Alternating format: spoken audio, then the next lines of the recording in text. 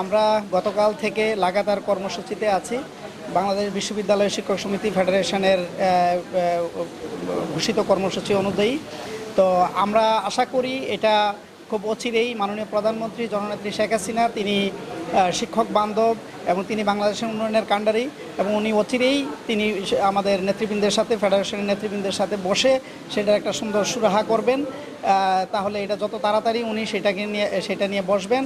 এবং শিক্ষক নেতৃবৃন্দের সাথে একটা গ্রহণযোগ্য একটা পেনশন নীতিমালা আমরা চাই যে এই আপনারা জানেন কুমিল্লা বিশ্ববিদ্যালয়ের শিক্ষক সমিতি ইতিমধ্যে ক্লাস পরীক্ষা ফিরে গিয়েছে, কিন্তু আমাদের আন্দোলন সেটি হচ্ছে কুমিল্লা বিশ্ববিদ্যালয়ের যে উপাচার্য যিনি ইতিমধ্যে সন্ত্রাসী উপাচার্য পরিণত হয়েছেন, দুর্নীতিবাজ, এই জন্যে আমরা কুমিল্লা বিশ্ববিদ্যালয়ের শিক্ষক সমিতির এক দফা যেটা উপাচার্যের অপসারণ অথবা পদত্যাগ করার আগ পর্যন্ত আমাদের যে কর্মসূচি আছে সেটা চলবে এবং যদি ফেডারেশনের কর্মসূচি প্রত্যাহার হয় তা আমরা পূর্বের মতো ক্লাস পরীক্ষা ফিরে যাব।